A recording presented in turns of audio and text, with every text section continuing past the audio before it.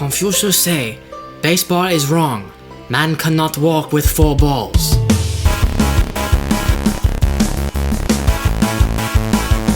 Hi, my name is Matt Foria. Welcome to an episode of Chisel This. We critically analyze things, we don't just stare and watch them. So my critical analysis of ERB has been picking up some pace recently, and a lot of you want to see it. I'm sorry that this took a week to come out, but you'll see why when you see what I say.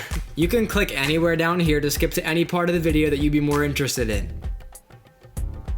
Before I begin, I want to acknowledge the fact that ERB apparently has been watching these videos. And if ERB is watching this one, I just want to say thank you for taking the time to watch a series that I put so much time and effort into. In 2011, Epic Rap Battles of History inspired me to be a lyricist. I tried for a while to find a certain thing on YouTube that I was good at, and I think that ERB pushed me to try rapping. Since then, I've been primed on lyricism, and I do feel like it's my biggest passion. I just want to thank you for opening that door for me. I have supported all of you since the very first second I saw you, and I do believe that support like mine is the reason why you are where you are today, obviously. Right next to my microphone in my makeshift studio is Nice Peter's autographed sunglasses and Zach Sherwin's autographed album, which I have a lot to comment about, by the way. Should I make a critical analysis of it? Let me know in the comments. But I keep them there as a reminder that there's something to work for, something that you have all accomplished. Because of my respect for you, I have included Epic Rap Battles of History in my Chisel This critical analysis series. That being said, I'm one person. No one helps me analyze these things. I do look at other people's discoveries and opinions just to make sure that I don't miss out on important things, but all critical analysis and aesthetic observations are performed by me. It's a one-man show. You know who helps me? You can hire her to help you make videos. Are there things that I miss or things that I don't understand?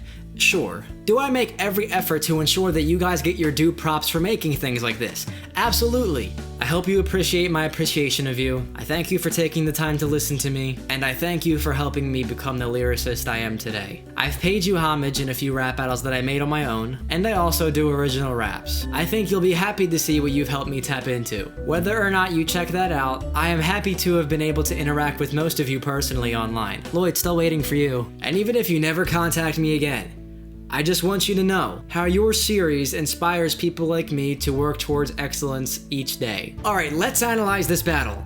Philosophy. I recently took a political theory class, not knowing that this type of philosophy is what they meant by political theory. Anyway, there's 2 things I learned in that class. One is how the agenda of college professors can influence students, and 2 is that there is a lineup of men strung throughout history who each believe that they could define what can never be fully understood: the universe. As crazy as they all were, each of them contributed a little part of their brain to each of the lifestyles lived by humans today. I learned about Socrates and Nietzsche, hardly touched on the Eastern philosophers, never heard of Voltaire. Needless to say, I needed this whole week to sit down and analyze these things, trying to deliver to you in words what ERB tried to deliver to you in art. If I'm wrong about something, I'm one person and I tried. I didn't make these things, I make this thing. Now, if you take a look at individual ERBs, you'll notice a trend. For example, just in this storm, Lewis and Clark vs. Bill and Ted was primed on the themes of each side, plus their similarities with each other. Houdini vs. Copperfield also had to do with the theme of magic, but also real-life conflict, as older magic versus modern magic. Terminator vs. RoboCop is almost solely based on similarity, and East vs. West is entirely based on theme. This battle's characters could not stand alone. This is a culmination of characters who represent Western thought, principle, and real critical thinking, and Eastern thought, believing in higher forces, primed on beliefs and culture, and abiding to the laws of their stable universal truths. Now for the characters. Socrates, 470 BC, father of philosophy, possibly the main reason why the other 2 philosophers, at least on his side, even became philosophers. This is evidently shown in how he gets the first few words to himself. He is portrayed as confident, as if he doesn't deserve to be placed in a subcategory of thinkers. He's above them all, so why is he really wasting time trying to prove it? Now, how do they turn Lloyd into Socrates? We've seen Lloyd look similar and speak similarly in other roles. Little things like the wig being wrapped around his entire head and not just stopping somewhere like a hairline, having an elongated beard, and not being disgustingly angry, just confident. And the main difference is his interaction with the other characters, the way he speaks of himself. That even I couldn't question. He's inadvertently dissing the people on his team, but in the same way putting them all up on a pedestal, just making sure that his pedestal's a little bit higher. He's the father of what they're fighting for. Strange to have him even be a part of the fight when he holds so much weight to the whole idea, but he does make sure that his position is known. Nietzsche, 1844.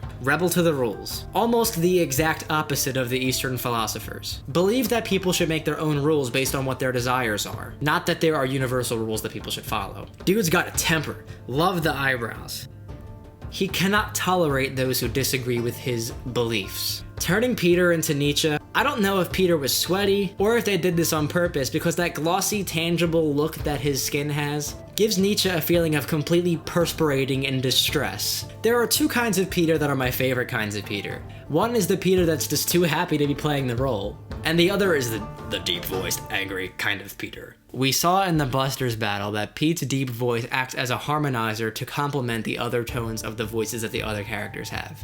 And it adds such intensity and girth to the lyrics that the other people are saying. Voltaire, 1694. Our free-thinking, witty lover man. Turning Zach into Voltaire. A coat of whitish makeup and gray curly locks give him a Renaissance-styled painting feeling. Voltaire looked like he belonged in the Volturi.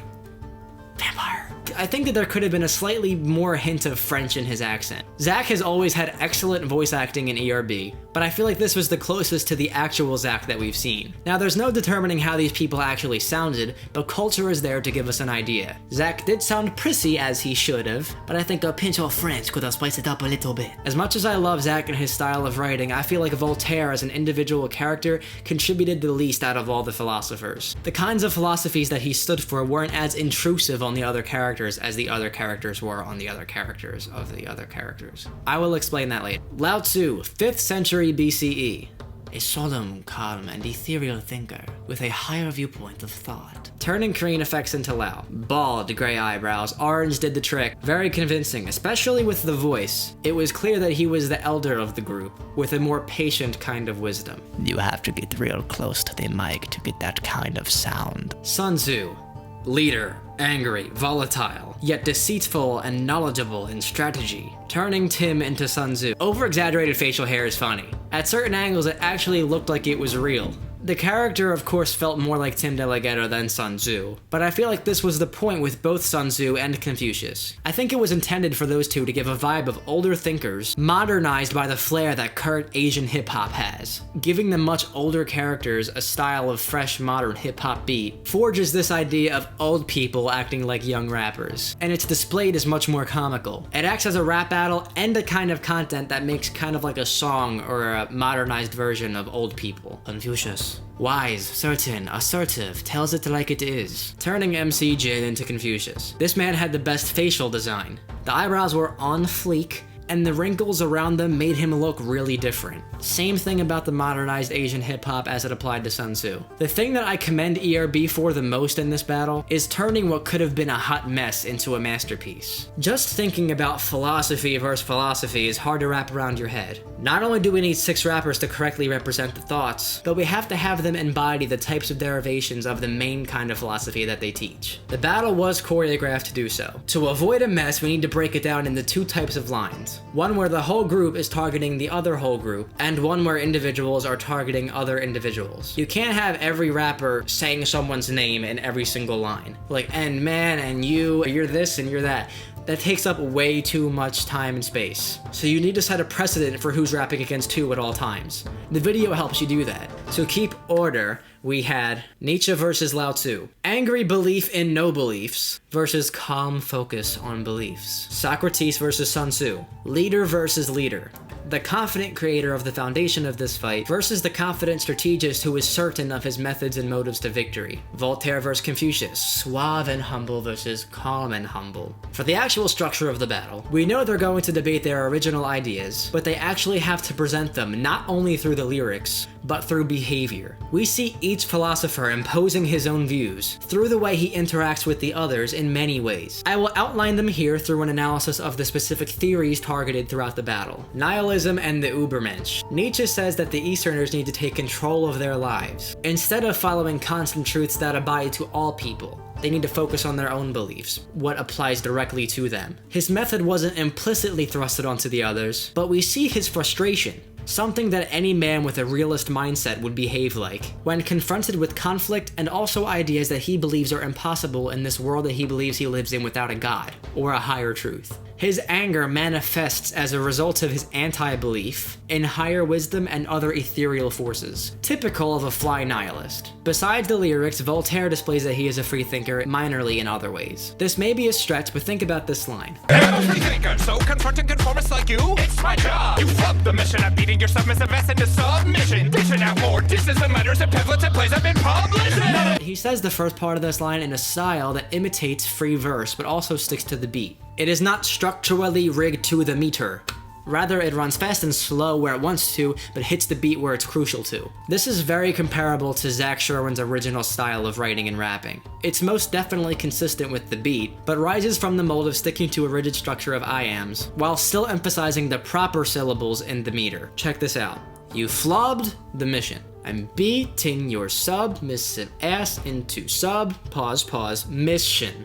Dissing out more this is then letters and pamphlets and plays I've been listen. He makes up his own type of meter, free thinking if you will, and sticks to it based on what his belief is. More evidently, he tries to impose his Enlightenment era ideas onto Socrates, suggesting that he not start a fight with Nietzsche and try to work together as teammates, camaraderie being one of the 3 principles of Enlightenment. Socrates makes excellent connections, not exactly through using his Socratic method, but inadvertently analyzes the current state of the battle by referencing the yin-yang. I give credit to the writer specifically of this line, and not necessarily to the fact that Socrates thought of this himself during the battle. You don't see him thinking of this, but the inadvertent reference comes directly from the writing portion. The state of being in the middle of the battle is yin-yang, the Easterners with order and the Westerners with lack of it. Now Sun Tzu's real name was Sun Wu, is also a reference to Sun Tzu's seasonal heritage and hometown. In this line, Socrates compares all of the Easterners to modern rappers, the Yin Yang Twins and Method Man. Here, Socrates holds true of the values that this has as a rap battle, and compares them to rappers who are similar with the nature of rap battles. Again, the Eastern philosophers much more greatly represent their beliefs than the Westerners do. I'm just trying to find the ways that the Westerners technically did too. Now, about Socratic method, which is asking questions to stimulate the other person into believing that concessions that they have about their points are true. For example, would you not argue that I'm doing this by myself and that it may be a little bit hard to make something so professional alone? Then you may think, maybe this isn't that bad. Although that the Socratic method was mentioned, why wasn't it implemented? The only question, or even line that's stylized like a question is, Yo, what happened? Yo, what happened? And I don't see how this question stimulates critical thinking demanded by Socratic method. I guess it influences self-doubt because it makes Sun Tzu think that he's failing his men, but I thought that the method was about asking people questions directly so that people could acknowledge certain concessions and think more like the person who's asking the questions. For a battle who represented the ways of the Easterners so vividly, it wasn't as evident for the Westerners. I would have liked to see Socrates ask stimulating questions that question the legitimacy of what the Easterners believed in, and see the Easterners shake up a little bit. The East never shows signs of weakness to the Westerners, just among themselves. I've seen some debate in the comments about the line, move, be word, get out the way. Keeping it clean here, at least from my mouth. Using Socratic method, I will determine why it is an amazing reference that may be overshadowed by the portrayal. Now, the way I interpret Socratic method is to include concessions that I have, but also ask you stimulating questions that make you believe in the concessions that you should have. Acknowledging my own concessions makes the opposing thinker consider their arguments again. This rap battle aside, is it creative to use another quote in a rap word for word? No. Do the parts of the line path and the part of the quote, the way, directly reference Lao Tzu? Yes. Were these parts specifically emphasized? No. Did the focus of the joke become an old Asian man reciting a ludicrous line instead of the actual meaning? Yeah. Is that still funny? Yeah. Would it have made more sense for get out the way to emphasize its double meaning? What double meaning? If Lao Tzu would have physically gotten out the way, or gotten out his book, The Way of Life, would it not only reference the song quote, highlight the wordplay, so that people can more clearly understand the connection that Lao Tzu's Taoism is related to both of the words path and the way, reference how Lao Tzu is accusing Sun Tzu of getting in his way of tranquility and his way of thinking about how to win a battle, but also target the specific reason of why the quote exists in the line. Yeah. But didn't he already take out a book earlier? That's a debate for the roundtable, not post-discussion. Is it still a really creative reference? Yes. And that's how you settle both the lovers and haters of this line. Basically, it's an intricate reference that's overshadowed by the popularity of the song quote. That's it. Back to the types of thought that are offered. Sun Tzu as a strategist. I don't care. Explicitly using provocative language to spark a debate on the other side. Lao Tzu explains how it is advantageous to allow the Westerners to continue fighting with each other, as their threat is equal to that of an empty bowl. But Sun Tzu's strategical mind and Si's happy nature feels that they should use this as their opportunity to straight out attack. The differences in ideology spark their fight. About Confucius putting things in place. Confucius believes in the correctness of social relationships and tries to keep Sun and Lao Tzu to not fight each other on the same team. We see the parallels between Voltaire and Confucius in this way. Sun Tzu notices how Confucius likes to put things in their place, outright says it, and questions why he doesn't apply that thought process to his eyebrows, as they are incorrect in proportion to the rest of his face. And finally, the golden rule was referenced. Confucius's golden rule is, treat others as if they would want to be treated. Do to others as you would have them do to you. Isn't that God's golden rule?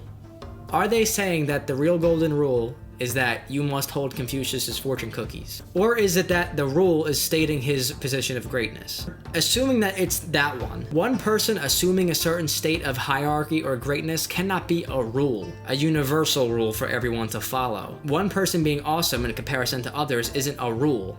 It's an assumed fact. In relation to the Confucian golden rule, it would make sense to say that the new golden rule is keep doing what you guys are doing to each other, but in this sense it's fighting. So that Confucius can assume this higher status of not fighting with them, and watch the fight from afar, both literally and figuratively being way above the other weak rookies. Weak rookies isn't really a reference to anyone. I feel like it's the only filler line in this battle. Could I be wrong? Yeah, maybe there's some kind of Olympic Eastern athletes thing where they're all rookies. I don't know. And even though it does carry the idea that I just suggested it does, it's socially and grammatically incorrect to tell people that a rule that they must follow is I'm above you all. You can say that a rule is to acknowledge or treat me as if or honor me as if I'm above you all, because a rule is a demonstrative force that requires someone to do something, which would require a verb to be assigned with Confucius being above all the weak rookies. Mateo, you're nitpicking it. Rewatch this segment before you comment. Now, you have to incorporate a sort of plot twist into this battle. It's unnatural for short fuses like these guys to stick to a format throughout the entire battle, when they're famous for trying to redefine formats. The fight between the Westerners was much more organic and naturally conceived. When I first watched this battle, I thought as if the Asians might not even turn on each other, because of the way that they were cooperating, but obviously they had to. So there was a different excuse for them to start fighting. It makes sense in theory, seeing that Lao Tzu and Sun Tzu agree up until this point on their battle strategy. Sun Tzu wants to seize them, but Lao Tzu thinks that they shouldn't and offers some kind of wacky proverbial phrase as contrary advice. Sun Tzu doesn't want to comply with his methods anymore, and while that is a perfect excuse to begin fighting, and maybe a better excuse to begin fighting than the other side,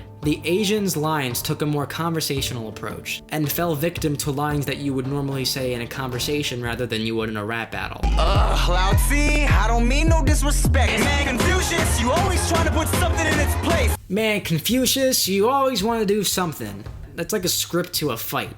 I feel like the way that the Westerners portrayed their fight, it was more lyrical than this part. That's okay, but just look at the way the Westerners started fighting. The Westerners sparked beef with each other on behalf of acting out on their own individual characteristics, and indirectly insulting each other. They basically executed this part better by accident, because they had more character flaws than the East did. I loved the faces of the thinkers who weren't involved in the fight. Nietzsche was so furious, but him trying to contain it was so reminiscent of people who have anger outbursts in public. Speaking of faces, the faces that the Asians make in regards to the Westerners looks like they're teaching the other philosophers how they should behave. Like they know they have a higher status of wisdom. I loved Confucius trying not to laugh at the end. Sun Tzu creeping around and taking pictures was a hilarious modern twist on how fights today are often encouraged just for the sake of videotaping them and exploiting them online. De La Ghetto always pretends to be a pervert in his online persona, so it was much funnier to see his little head poking out behind the pillars. That part of storyboarding was great, but I feel like they avoided crazy storyboarding, mostly because continuation is a huge issue when regarding multiples of people in a close vicinity to each other. I feel like they had an idea of the certain things that they wanted to do in certain places and certain body motions and facial expressions, and basically just used that as their storyboard. Did they probably draw this out? Absolutely, probably. But what I'm saying is that in order to avoid running into those erroneous cuts, you need to kind of simplify the storyboarding when there's that many people. Certain parts like the Nietzsche spelling bee and the certain angles that were created when the fight scenes were occurring obviously had to be planned. But this battle didn't take the risks in storyboarding that other battles that see less characters don't consider as risks. So I really wanted to focus on the ideas of the premise and themes of this battle for this episode, but I will highlight some of the lyrics that I already didn't mention or criticize earlier. Dropping Western medicine on these Yeast infections. we're better speakers, better men. This part was so catchy because of the way it hits with the beat, and the fact that it zooms in on each person, and the cuts are so timely with each other that it's like it's getting closer and closer and closer, and like, better men.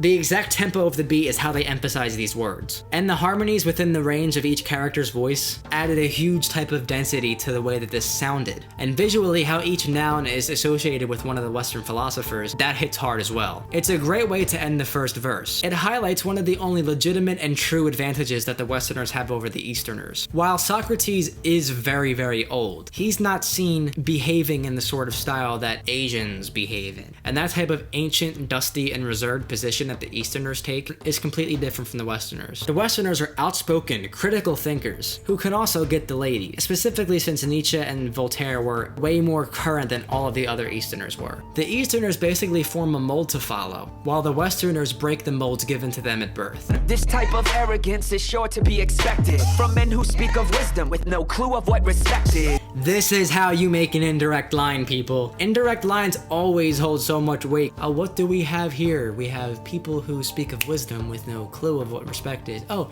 those people are you. Like, you basically speak directly to yourself or to an audience or an understood being, while indirectly dissing the person who you're rapping against. Can bow and kowtow to, and I squat down and squeeze out a dow of brew and loud to you. Great use of relevant rhyming. No filler here, double rhymes are on point. Tweet and yang, I can move on to Jackie Chan. So I'll be picking apart your wall with my method, man. Really cool reference to Socratic method and the Wu-Tang Clan. Even though the Wu-Tang Clan is not Asian, it's a clever reference that, like some others in this battle, takes a lyrical showcase approach to not necessarily mention something that is native to the battle, but using something that is native to the battle to reference it. Ubermensch, 'cause I'm so driven. Ubermensch is a funny reference, but I felt like it could have held more weight if it was used to explicitly capitalize on Lao Tzu's religious difference to Nietzsche. Driven only references the driving company, Uber, and while it's a cool reference to make in any rap song, just like the one I just said with the Wu-Tang Clan, you may not get it on the first listen of this battle, because you're looking for things that are relevant to both characters. And because the Uber driving company isn't relevant to either, but Ubermensch is used to reference it, it still holds that legitimacy to the relevance of the battle.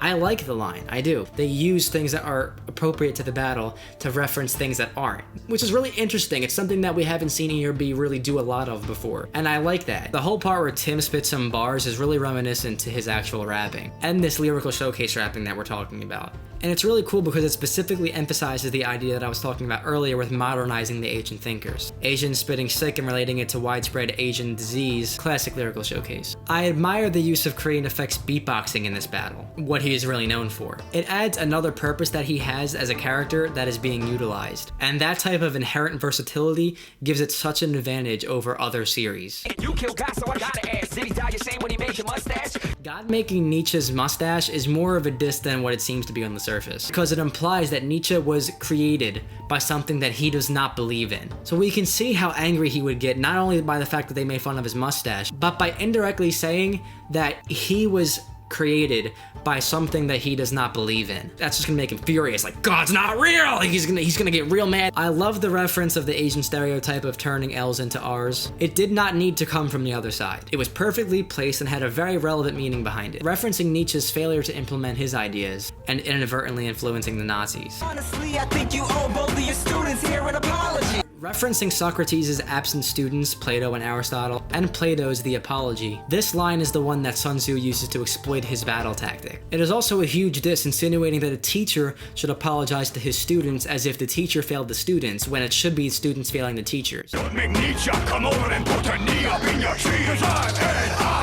N-I-E-T-C-S-C-H-E, and I'll invade a motherfucker like my name in a spelling bee. Nietzsche equals Nietzsche. It's a funny reference because chi is referencing the energy that goes throughout one's body under Taoism, but also being a joke for vagina. Or balls. A funny thing that you could have added was calling it sideways chi, referencing the cruel stereotype that Asian women have sideways things, but also to say that the meaning of the chi is sideways or often inaccurate. The spelling part is probably the best line in the battle. Not the most completely thought out, but just the best overall line. Another thing I remember from that political theory class is the fact that no one could spell Nietzsche's name properly, or pronounce it, and it was a recurring joke. This line not only mocks that, but it spells his name in the song, in a catchy way that actually rhymes because of all the rhyming letters. And if any kids are memorizing these songs, they'll memorize how to spell Nietzsche. This is a fantastic use of ERB for educational purposes, and an example of how they understand their audience. I will not be taught camaraderie from a fraud who rigged the lottery. You make a mockery of ethics, so keep your fat nose in your coffee. Another excellent example of keeping rhyme scheme relevant to the subject matter. I feel like everything wrong that I was suggesting that they fix in my previous critical analysis videos was fixed in this battle, and it's weird because they obviously made this long before they even knew I existed. So I wonder where the sudden increase in lyrical quality came from. Yes, Voltaire rigged the lottery due to a financial blunder of the person who initiated it, and also frog is a derogatory word for a Frenchman. All relevant rhyming here. Let me be frank, don't start beef with B. Frank. Who hangs with B. Franks? Giving ladies B. Franks. If Zach didn't write this line, he needs to file for identity theft. You need to fill your bowl with some shit that makes some sense. Oh, you don't want to stand in the path. More good wordplay. I'm literally saying the same things over and over again just because of how well this battle was done. I'll smack that warmongering head out of your to-go box head. Another relevant reference to a fashion no-no. We've seen some good and okay references to the appearances of each character in this battle, but this one takes the cake. Or the wonton soup. To go. Confucius say you can all hold these fortune cookies. I can't think of a different way to end the battle. Not the best line, but it's weird to think of it. The battle has to end with one person saying something. Since they're all fighting and they're not going to reconcile by the end of the battle, and they want the battle to end in a banter of all of them fighting together. So someone has to say something that applies to everyone in the battle. And it can be funny to capitalize on the Asian rapper jokes. Confucius can make a testicle joke that everyone will get and everyone walks away happy. I'm kind of surprised that there wasn't a really in-depth Confucius say line. I thought that there would be, but it was really okay without one. What is winning? Who is next? Yoga-san! I cried. Perfect ending to a perfectly orchestrated lyrical piece, turning the tables in a self-made tradition to match the theme of the battle of people who are famous for turning traditions, and ending with a cacophonous argument that not even the announcer can decipher. What is winning? And really, I tried. I can't hear what you guys are saying. I would love to know. The only word I can get is realize. So, this battle changes my top 5 ERB list.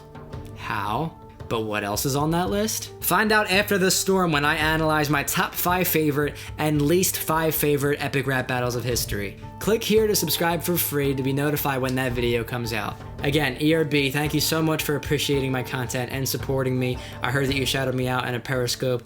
Thank you so much. I wish I could have seen a recording of what you guys said, because I work for something, and that something is receiving something reciprocated. And hearing back from you guys is just really cool. You guys just seem like awesome people to be friendly with. And so I'm Matt Forio. I critically analyze lyrics and I write my own if you want to check it out. Check out my original rap battle that I just made. It has a lot of lyrical context to it, and I made a 15-minute long episode diving into it. So if you're really interested in hearing about stuff like this, please check it out. It will be worth your time.